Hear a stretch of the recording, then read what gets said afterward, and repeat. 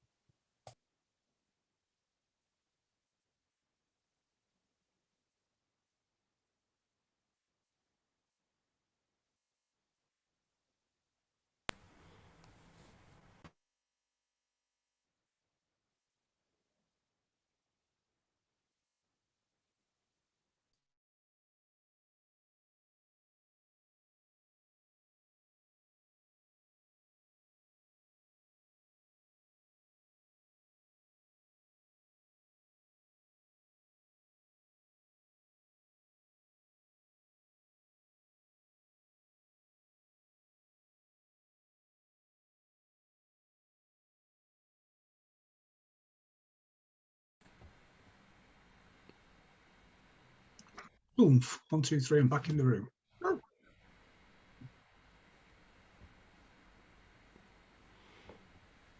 Okay, we're going to go again. Welcome back to people who are watching and listening. Apologies for the technical hitch, but we're back on. I wanted to turn back to Michael Betteridge, the composer, and perhaps to ask you, Michael, if you knew back in 2019 what you know now, what would you say? What would you say to the younger version of you that was beginning out on this project 2 years or so ago? What advice would you give him? What are some of the lessons that you've learnt on the way?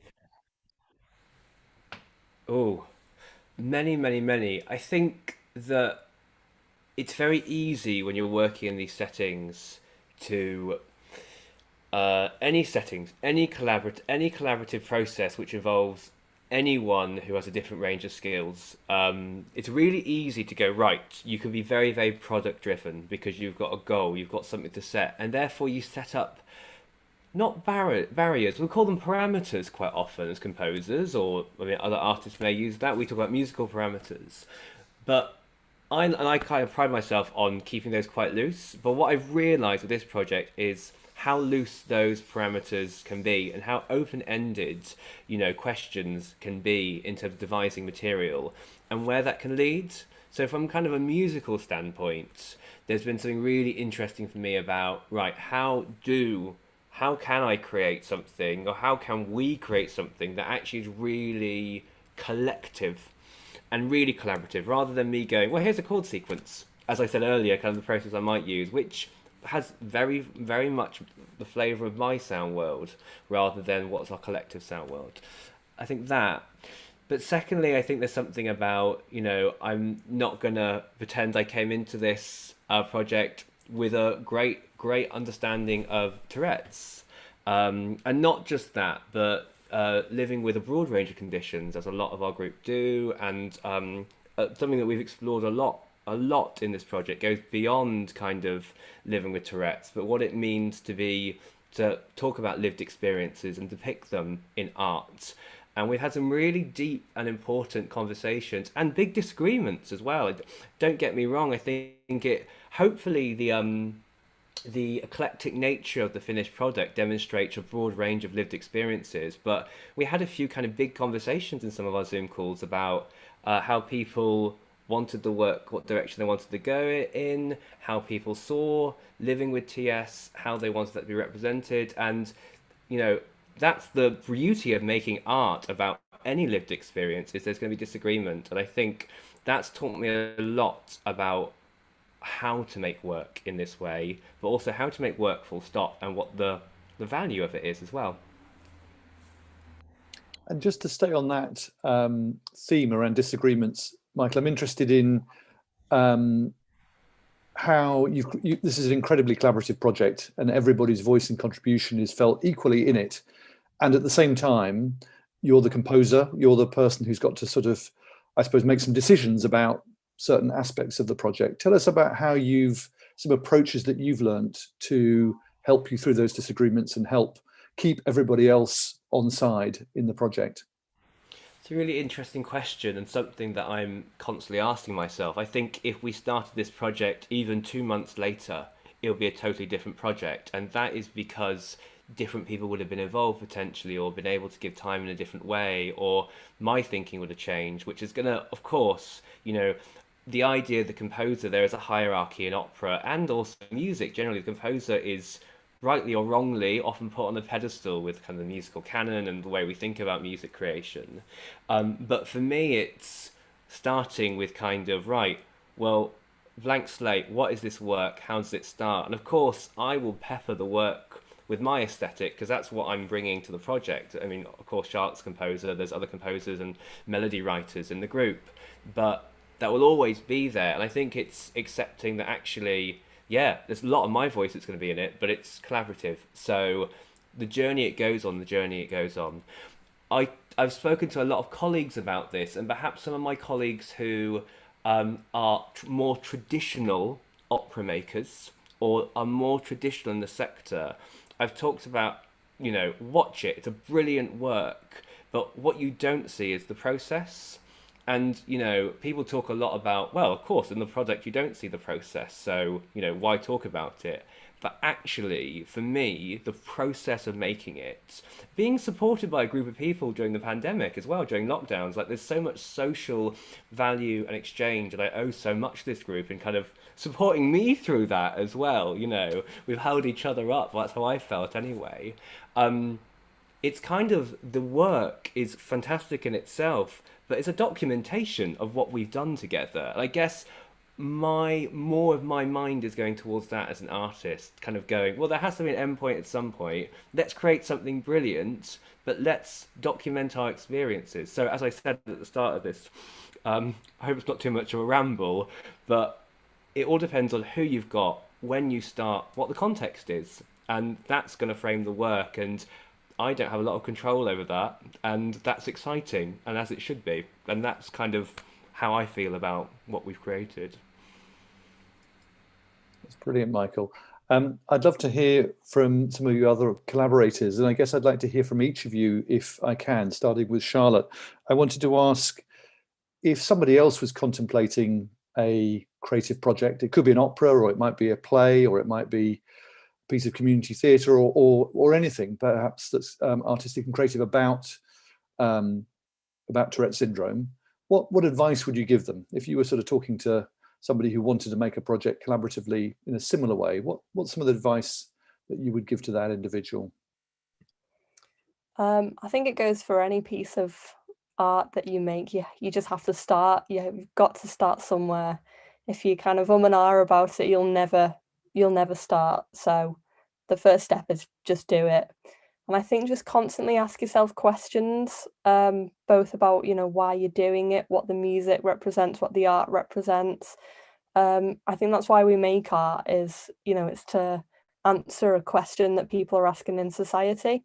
So I think just having these constant questions like, oh, what does this mean to me? What might it mean to somebody else?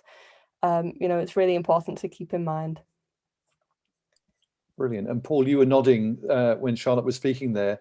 What would you say to somebody who was contemplating making a piece of art again about the experience of people with the Tourette's condition?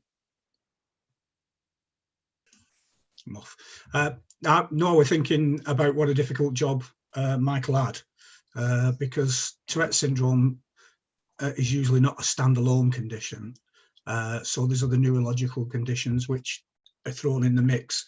And that hence where if you've met one person with Tourette's, you've met one person. So like this conditions like ADHD, OCD, spectrum issues, ASC, autism. And so we're all looking we're all at different standpoints in a room, might be looking at the same object, but we can all describe it in a different way. And it's the way that Michael went about, he had the right method really, which was to not just go for the things that are highlighted, though it's a swearing condition, it's a comedic condition. While they are tics and they do have the place with Tourette syndrome, there's a lot that you can't see, and I thought it was brilliant how Michael got all this together and put it down in music and also words as well. So if anybody is thinking of doing that, Michael's your man, consult him. Brilliant. Great advert for Michael Betteridge. Giovanni, I want to ask you the same question. What would you suggest to somebody who's contemplating making a collaborative piece about Tourette syndrome? I think firstly, you have to really love what you're going to do. You have to put your heart into it, and the rest will follow. And just go for it. Be curious, be interested. Even if you don't know what you're going to do, you will meet amazing people, and you will learn. And just be open-minded and be spontaneous, and don't overthink it. And just let it. Just go with the flow. Fantastic. I think we're going to be finishing at 8, which is just a couple of minutes away. Michael, I wanted to give you the last moment just to say a few words, perhaps about what you're proudest of in the project, the aspects of the project that you might take into the next thing that you do, or that you might offer up as some of the kind of, the key learning from this project, how it's changed you. Goodness, that's quite a question. I think one of the things I'm really proud of is seeing, again, such an in-depth project, how closely we've all worked together in very different ways as part of this project, because some of us have communicated lots via Slack, some of us have communicated lots via one-on-one Zoom calls, some of us sent emails to each other, some of us have been able to attend the group sessions the whole way through the project.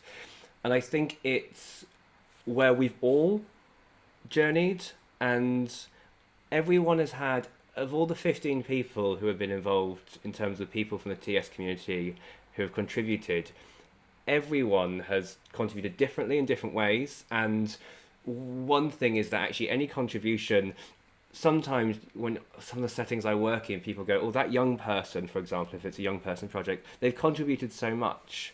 And I say, yes, but what about that? That's equal to what this person might have contributed, one line, one phrase. And regardless of where everyone started, I don't know, I hope the group agree, but I know that I have, and I feel we've all gone on this journey creating this work together, but also as individual artists. I know I'm listening and watching and viewing everything differently now because of what I've learned and what we've hopefully learned together. So I think I'm, proud of what we've created, but proud on the journeys that I know that I feel I've come on. I'm talking to some of you. I know that some people have come on. I hope everyone feels the same way. But those journeys as artists. Fantastic, Michael. And I'd love to hear from our collaborators just one last time. I'm going to start with Paul, and then Charlotte, and then Giovanni. Just any final comments about Opera-Tic and perhaps what you might remember about the project in 10 years' time, some of the highlights. Paul.